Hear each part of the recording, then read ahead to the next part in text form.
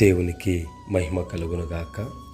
ఈ దినం దేవుని వాక్యం, ఇదిగో నేను ఒక నూతన క్రియ చేయుచున్నాను, ఇప్పుడే అది మలుచును, మీరు దాన్ని ఆలోచింపరా.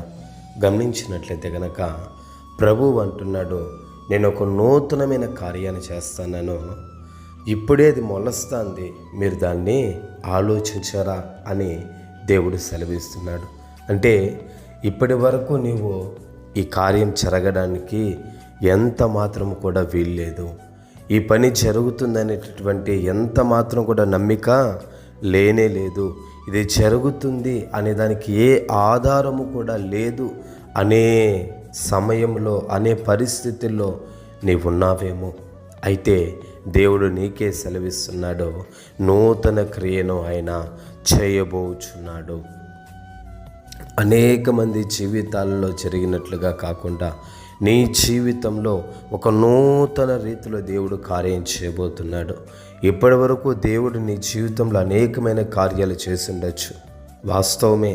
అయితే ఇక మీదట ఆయన చేయబోయేది మరీ నూతనంగా, మరీ క్రొత్తదిగా, నీ ఊహకు మించినటువంటి రీతిలో, నీ ఆలోచనలకు, నీ తలంపులకు అన్నిటికీ కూడా మించినటువంటి రీతిలో దేవుడంట నూతనమైన కార్యాన్ని ఆయన చేస్తున్నాను అనేసి ఆయన సెలవిస్తున్నాడు. అది ఇప్పుడే ప్రారంభమైందని కూడా ఆయన చెప్తున్నాడు. ఒక విత్తనం వేస్తే ఒక వారం 10 రోజుల లోపల ఎలాగైతే అది మొలకెత్తి పైకి వస్తుందో, అదే ప్రకారంగా నీ జీవితంలో చేస్తున్నటువంటి ఒక నూతన క్రియను ఆయన విత్తనంలాగా వేసి ఉన్నాడు. అది మొలకెత్తుతుంది.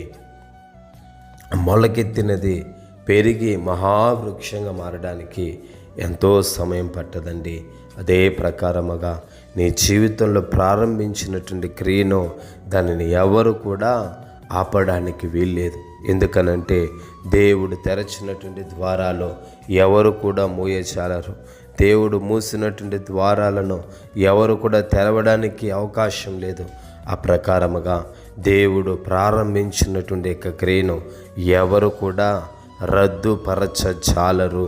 దేవుడి మాటను దీవించునుగాక. పరిశుద్ధుడా, ఈ మాటను బట్టి మీరు దీవించి ఆశీర్వదించండి, కృప చూపండి. యేసు నామంలో వేడుచున్నాం తండ్రి, ఆమేన్.